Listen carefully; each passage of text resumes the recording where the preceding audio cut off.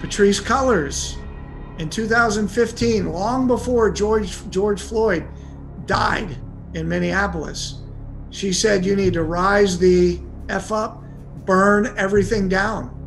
Well, why? Because this isn't about justice. The issue is never the issue. The communists, listen to me, the communists do not care about your health, COVID. They do not care about racism. They do not care about climate change. They do not care about economic justice. They do not. They do not. They are concerned with control of the state and power.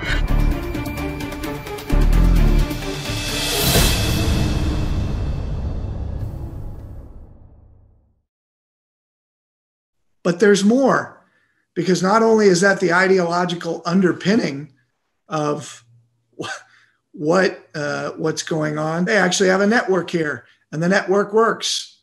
See, this is what you get when you have the network and you have general officers in the Army, Navy, Air Force, Marines that promote this stuff. This is West Point's graduation day about 6 years ago.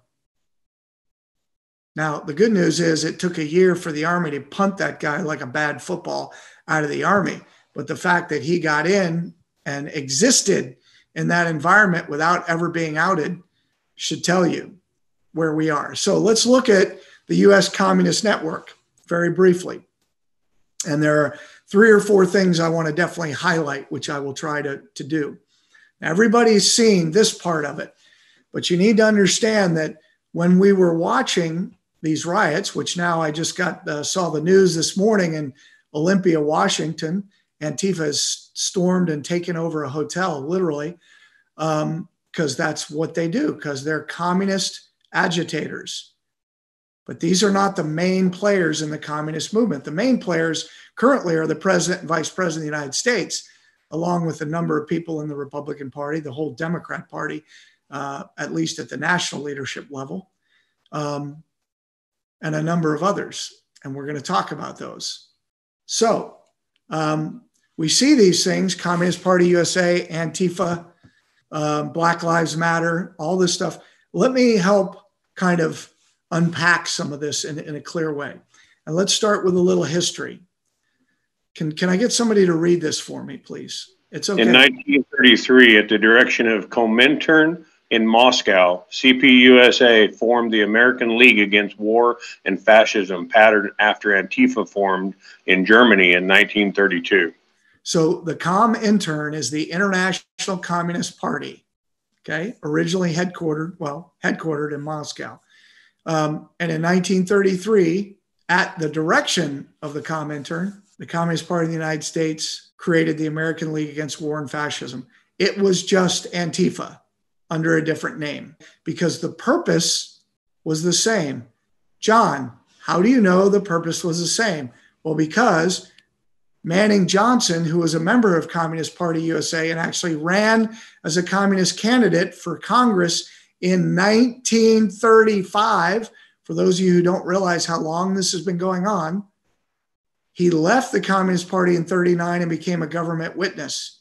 And he said under oath that the purpose of the American League Against War and Fascism was always the subversion and overthrow of the US government.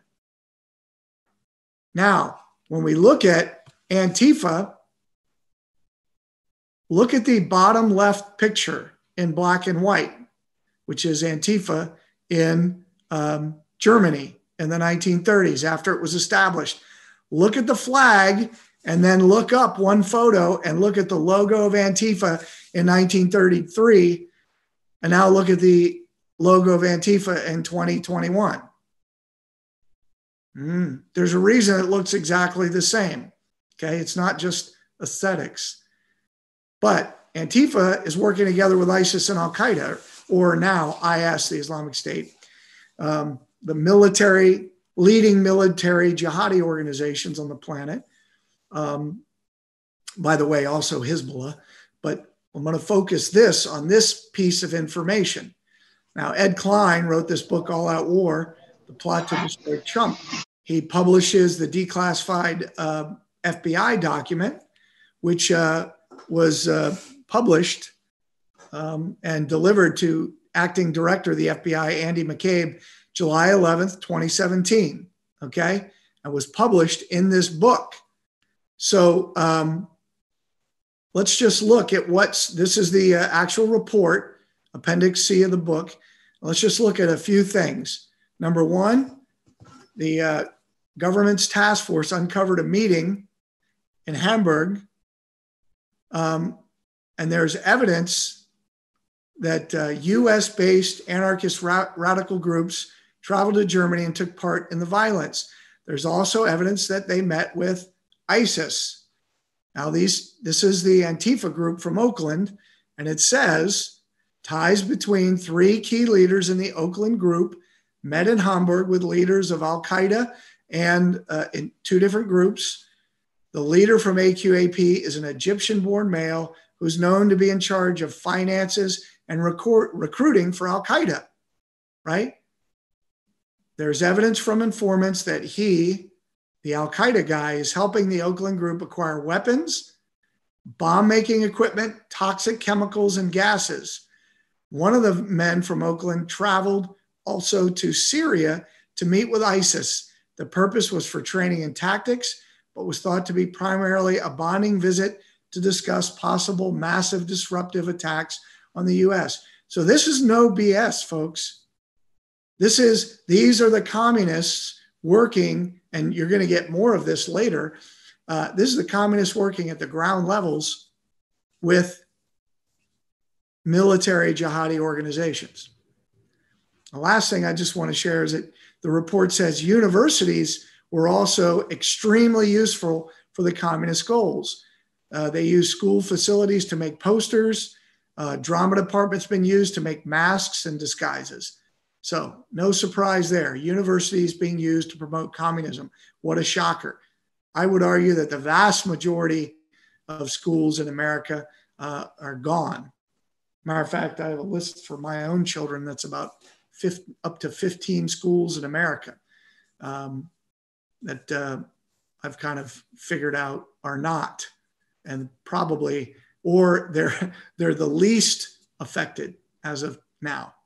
So it's bad, but most of you know this. And this is the greatest challenge to law enforcement since the Weather Underground and the Black Panther Party. I would say it is much more significant than that since they just seized power in the United States. So now, Black Lives Matter. Let's look at Black Lives Matter. First of all, that's a group founded about 8 years ago by 3 Black lesbian women, Patrisse Cullors, Opal Tometi, and Alicia Garza. And I think that would be a much better logo for them. Now, why do I say that? Because they were created by a Chinese communist group operating here in the United States. You may be asking yourself, John, how do you know that? Well, because there are things called facts that lead you and give you investigative clues, like Alicia Garza, one of the 3 founders. And she served in senior positions of these organizations, which are all part of the Freedom Road Socialist Organization, which literally identifies itself as a national organization of revolutionaries fighting for socialism in the United States. And Freedom Road Socialist Organization is recruiting and building towards the creation of a new communist party based on Marxism-Leninism. Those are called clues. That's their website. So they're not secret about who they are and what they're doing. So Alicia Garza is a communist because she is a leader in organizations that fall under this umbrella group. And there is Opal Tometi, another BLM founder, with communist dictator Nicolas Maduro of Venezuela. Given the little Black Power sign, right? Patrisse Cullors in 2015, long before George Floyd died in Minneapolis, she said, you need to rise the F up, burn everything down. Well, why? Because this isn't about justice. The issue is never the issue. The communists, listen to me, the communists do not care about your health, COVID. They do not care about racism. They do not care about climate change. They do not care about economic justice. They do not. They do not. They are concerned with control of the state and power. That's it. Get that through your skulls. And the sooner you do, the sooner you'll be able to understand what we are dealing with. And let's just listen to Patrisse Cullors tell us in her own words. Think that it might, that we actually do have an ideological frame. Myself and Alicia in particular are trained organizers. We are trained Marxists.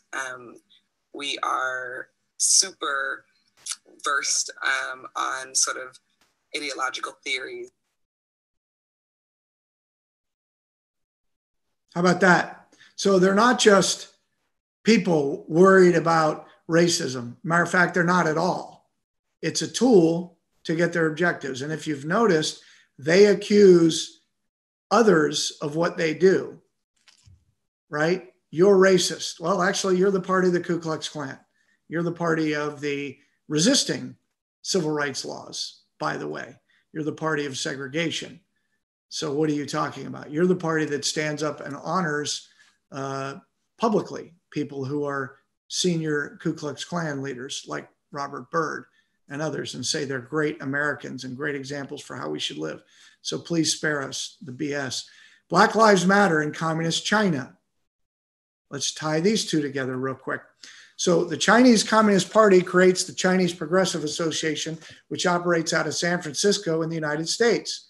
And they use two groups, Asians for Black Lives and Black Futures Labs, along with Black Lives Matter, which works with these groups, to do their bidding. Now, you should also know that Black Lives Matter, Freedom Road Socialist Organization split. And so Liberation Road and Freedom Road Socialist Organization are now two communist groups. And they work with these groups. And these are just some of the names of organizations you will hear in this video that was put together by our colleague Trevor Lau. BLM leaders are closely tied to the Chinese Communist Party. The main connection is through Asians for Black Lives, which is controlled by the San Francisco-based Chinese Progressive Association, or CPA. I've been honored and humbled to throw down with folks over the last 7 to 8 months in the name of Black Lives Matter. And I've been really humbled by our co-conspirators, Asians for Black Lives.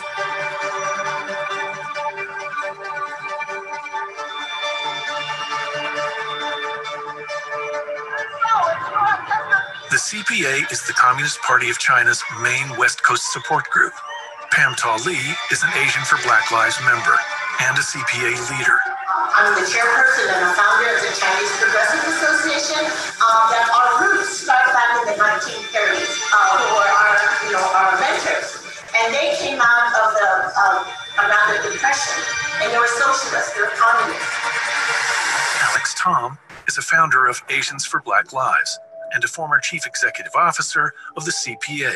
There is a part of the left that has always been really curious and lifting up the role of China. So that is like the Chinese Progressive Association was one of the first organizations to even lift up the revolution in Chinatown, right? Our history basically is founded on people's friendship in China. In 2013, Alex Tom led a delegation of American radicals to communist China. We started to be able to have access to coming into China. So we built relationships with people in the party, activists underground, and also NGOs. In 2016, Alex Tom and CPA official Lucia Lin produced a 300-page revolutionary manual for Asians for Black Lives and BLM activists. Alex Tom has known BLM co-founder Alicia Garza since their student activist days at UC San Diego in the late 1990s. Actually, I think it was my friend Alicia Garza. Alex Tom helped Garza and fellow BLM founder Patrisse Cullors form ties with the Southeast Asian Freedom Network, a coalition of Laotian, Cambodian, and Vietnamese radicals. Alex Tom, Alicia Garza, Lucia Lin, and Pam Ta Li are all members of Left Roots, a front for the pro-communist China organization, Liberation Road. In 2014, after traveling to communist China with Alex Tom, Lucia Lin visited Ferguson, Missouri, with her BLM comrade, Alicia Garza. Lin and Garza met with Liberation Road communist Jamala Rogers' Organization for Black Struggle, the Liberation Road front group that organized the Ferguson riots.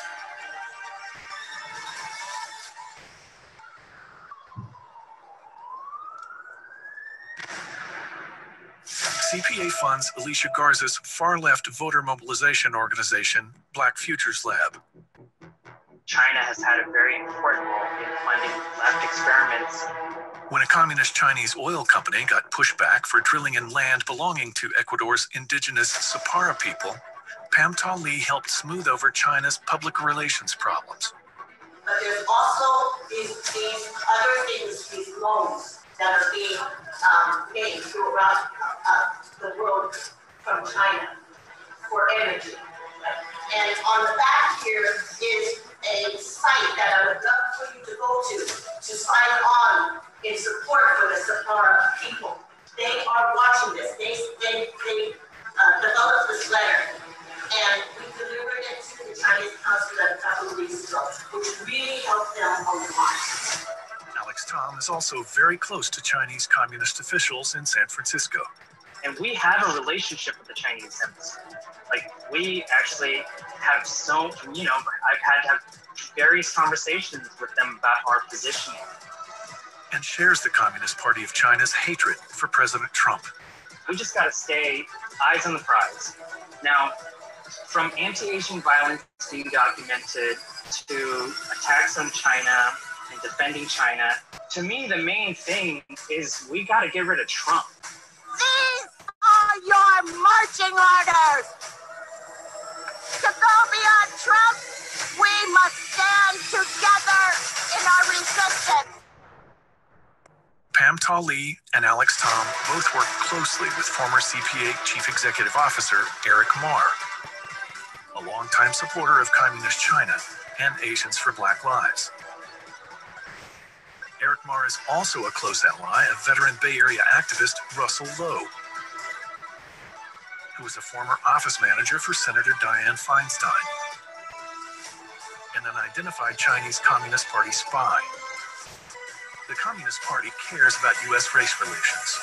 Driving racial division here is an essential part of the CCP's unrestricted warfare against our nation. That should concern all who care about America. If this country doesn't give us what we want, then we will burn down this system and replace it. Okay, so they're pretty clear about what they want. They want communism. And what I think is important that you get out of that is they said long before the election that this is the takeover. And hopefully those of you that are in this class have done enough work to know that the most easily identifiable communist in the Congress and the Senate is Kamala Harris. And Joe Biden has been in bed with the communists who helped him get elected in his first Senate race almost 50 years ago. So he has been beholden to them for 50 years. So that's where we are. And so I encourage you to just start with where we are in reality, that what they want is communism, and communists operate along doctrinal communist lines. Now, in closing, I'd like to run through a few organizations, that we have not talked about. Communist Party USA, we mentioned. Freedom Road Socialist Organization, we mentioned. You should know these. These should be on the top of your head. When people say, can you even name a communist organization in the United States? You should have about 3 dozen you should be able to rattle off. Liberation Road, Democratic Socialists of America, Committees of Correspondence for Democracy and Socialism, Center for American Progress. I want to really just look at a few of these. These are the websites. You can see the screen capture. Again, they're not hiding who they are. Democratic Socialists of America have chapters in almost every major city in America. These are just their websites. Now, the Center for American Progress is an interesting one because it was founded by John Podesta, who I believe is one of the 5 most key players in the communist movement, especially what Mr. Obama, John Brennan, and the current regime in the White House are doing. Now, John Podesta there's John Podesta, right? Chief of staff for President Clinton, counselor to President Obama, chairman for Hillary Clinton's presidential campaign, founded this. That guy. If you don't know his name, you're way behind the power curve. He's a major player. And this is a front for their work through the Democrat Party. Now, these other groups, Green Party, which is pushing the Green New Deal, which is going to use economic incentives to crush liberty. It is a massive bureaucratic overhaul of how we do everything, from building a home to operating a business to fill in the blank. The Green New Deal is all about massive governmental restrictions and control, because they're all about control of state power, by the way, in case you missed that the first 4 times. Code Pink works with Hamas and other groups in that area of the world. Answer, Act Now, Stop War, End Racism, which, by the way, look at the date. Their coalition was formed 3 days after 9/11. And if you look at the list of groups, it's made up of communist groups and 2 Hamas/Muslim Brotherhood groups. Isn't that interesting? Just let you peruse that for a second. And they're the ones who created that, the coexist bumper sticker. So maybe they don't really mean coexist, kind of like the jihadis don't actually mean human rights.